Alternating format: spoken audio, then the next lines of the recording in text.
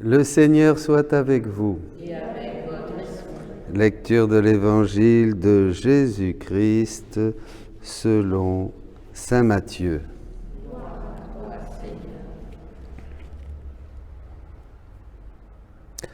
En ce temps-là, Jésus disait à ses disciples : « Je vous le dis, si votre justice ne surpasse pas celle des scribes et des pharisiens, vous n'entrerez pas dans le royaume des cieux. Vous avez appris qu'il a été dit aux anciens : tu ne commettras pas de meurtre. Et si quelqu'un commet un meurtre, il devra passer en jugement. Eh bien moi, je vous dis, tout homme qui se met en colère contre son frère devra passer en jugement. Si quelqu'un insulte son frère, il devra passer devant le tribunal. Si quelqu'un le traite de fou, il sera passible de la géhenne de feu.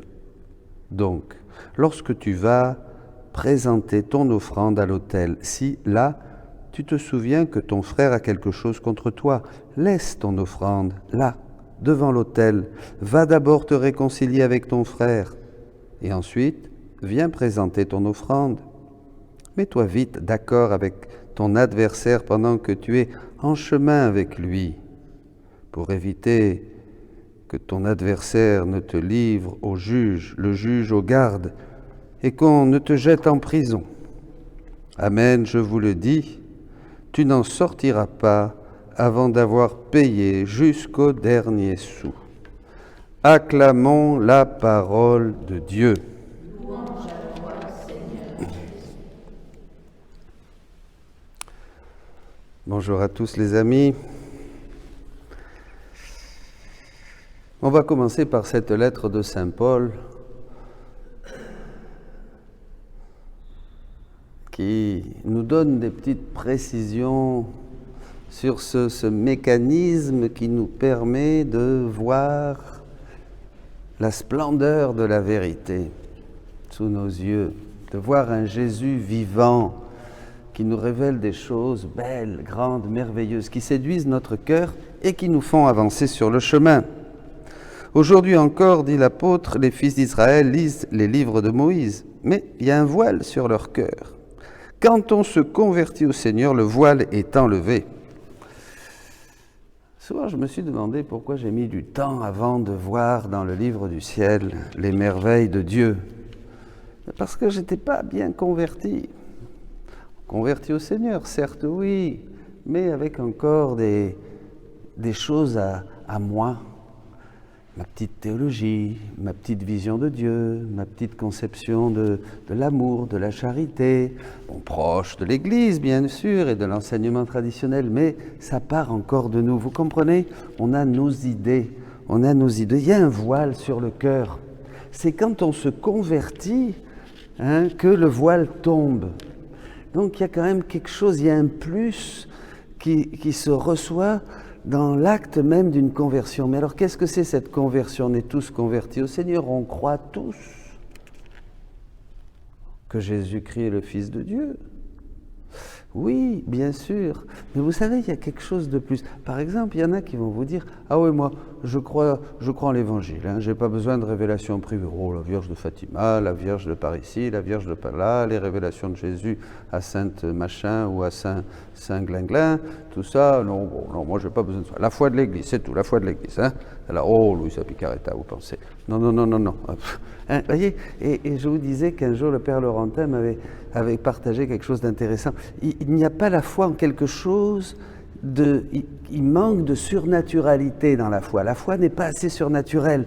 Donc, c'est les concepts, le dogme, on croit en ce qui est écrit, il n'y a pas de vie. Jésus, au début du livre du ciel, dit à Louisa, la foi c'est moi. Et après, il dit, la foi c'est Dieu. Donc là, on se sépare un petit peu et je vous lirai quelque chose sur la foi, de la tradition.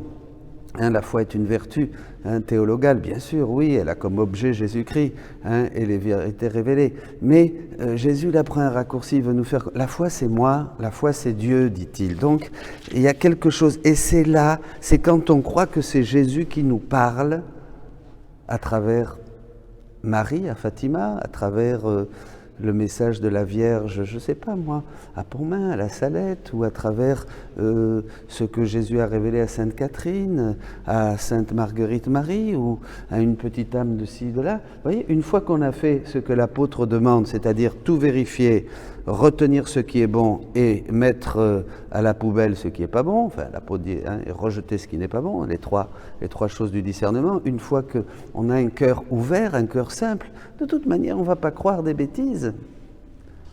Parce que automatiquement dans notre cœur, il y a un sens de la foi. Jésus nous confirme, vous avez reçu l'onction, dit Saint Jean, et vous n'avez pas besoin qu'on vous enseigne. C'est-à-dire qu'il y a quelque chose en moi qui me dit que c'est ça, que c'est ça, que c'est ça, que c'est ça. Dans la mesure où je vais ouvrir mon cœur, vous comprenez? C'est ça. Est-ce que vous croyez, ceux qui doutent, est-ce que vous croyez que c'est Jésus qui parle à Louisa? Est-ce que vous croyez? Parce que c'est important, parce que c'est là que le voile va tomber. Tant qu'on prend de haut, comme ça, on regarde, oui, c'est intéressant, voilà, mais on n'y croit pas. Vous comprenez la différence? On n'y croit pas. Hein? On prend de haut. Alors, le voile reste, on ne voit pas. Pour arriver à la substance et au contenu des choses que Jésus dit, il faut croire que c'est lui qui parle. Il faut croire que c'est vraiment Jésus qui parle. Oui, tu parles, Jésus, tu dis ça, et tu dis ça, et tu dis ça. Tu dis, par exemple, que la foi, c'est toi. Tu dis, par exemple, qu'on est ici pour faire réparation, que c'est le cœur. Hein, les choses qui t'unissent à toi, c'est l'abandon, la réparation continue et l'amour.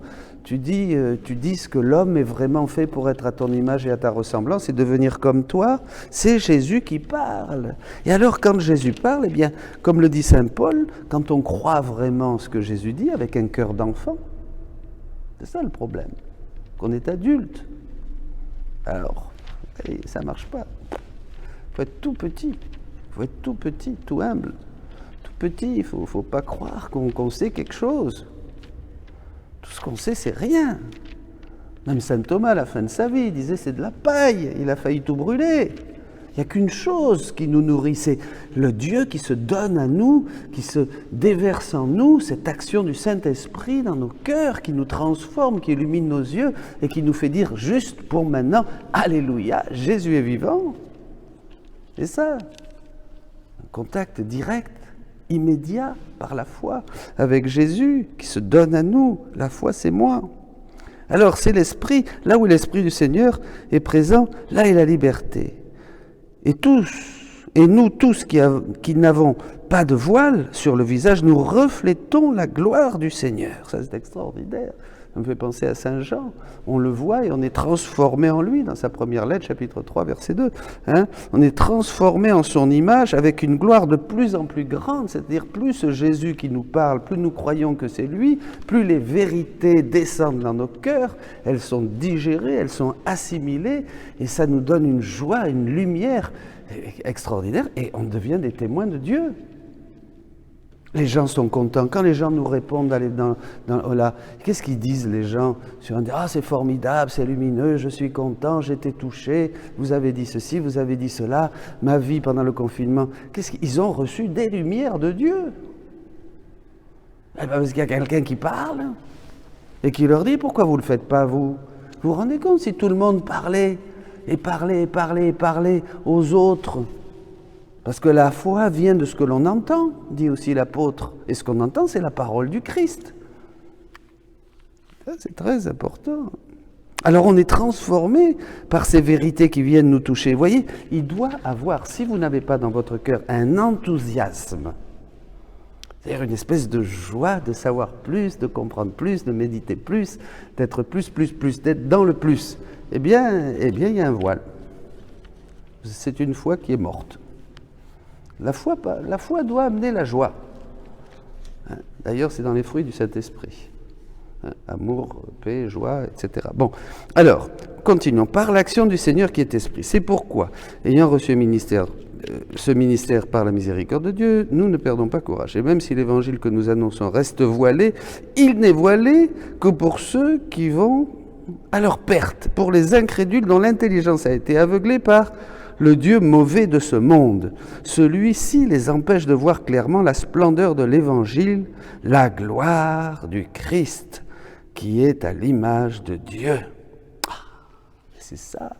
Mais c'est pareil pour l'Évangile du royaume de la divine volonté. Jésus a dit qu'il voulait que des prêtres proclament l'Évangile du royaume de la divine volonté.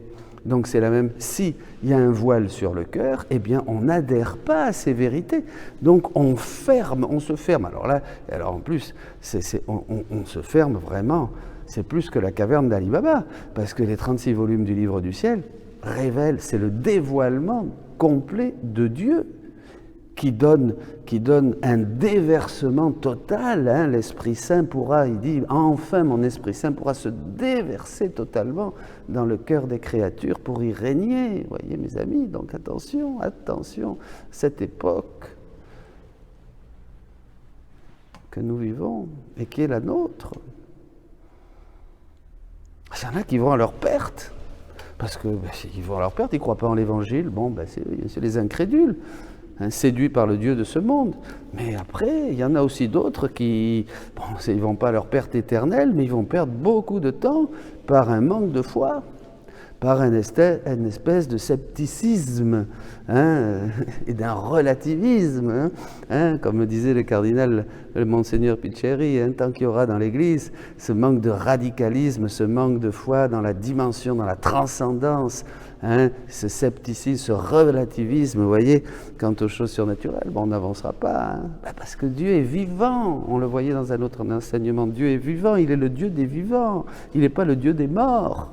Donc voilà, il y a quelque chose qui est lié à la conversion et ce voile qui tombe pour me faire contempler la splendeur du Christ vivant qui me transforme.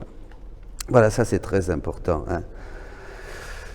Alors, cette transformation commence. Et Jésus, là, il dit dans l'Évangile, en fait, il nous montre qu'il faut que notre justice surpasse celle des pharisiens, justement, qui étaient enfermés dans leurs principes, dans leur vision, dans ce qu'ils savaient et tout ça. Ainsi, votre justice ne surpasse pas celle des scribes et des pharisiens. Vous n'entrerez pas dans le royaume des cieux. Jésus prêche le royaume des cieux. Les disciples, les apôtres, après sa résurrection, vont prêcher la conversion et le royaume de la rédemption, le salut par la croix, le rachat par la croix de Jésus et le don du Saint-Esprit qui est donné à ceux qui obéissent, l'obéissance de la foi, le baptême, les sacrements. Mais Jésus, lui, il va prêcher, dans l'Évangile, il va prêcher le royaume parce qu'il est venu pour que le royaume nous soit restitué. Il est venu pour donner au Père toute la gloire que nous n'avons pas donnée, pour réparer pour tous les péchés que nous avons commis, dans l'ordre de l'amour, dans l'ordre justement du péché et de l'usurpation de la gloire de Dieu. Il est venu pour tout réparer, pour réconcilier l'homme avec Dieu. Mais son but, c'est que l'homme revienne au rang, au but et à la finalité pour laquelle il a été créé, c'est-à-dire que l'homme réintègre le royaume perdu. Et alors là, Jésus va donner une catéchèse simple, en fait, et il va la donner aussi dans le livre du ciel. On vous a dit, moi je vous dis. On vous a dit que c'était ça, moi maintenant je vous dis que c'est ça. Et cette nouveauté de Jésus ne va pouvoir être accueillie que par ceux qui ont la foi. Voyez ? Et Jésus dit, on vous a dit, maintenant attention, je vais vous dire, là où les anciennes saintetés s'arrêtent, la sainteté dans ma volonté débute. Voilà, on vous a dit de faire ceci, de faire cela. Je vous ai dit, même dans l'Évangile, très bien, tu ne feras pas ceci, tu ne feras pas cela, ouvrez-vous, demandez-vous pardon, vivez, voilà. Et maintenant, je vous dis, donc Jésus a toujours quelque chose à dire. Là où les anciennes saintetés s'arrêtent, la sainteté humaine que nous avons connue jusqu'à Louisa, la sainteté dans ma divine volonté débute. Ah, tiens, parce que la finalité, c'est que nous soyons saints comme Dieu est saint.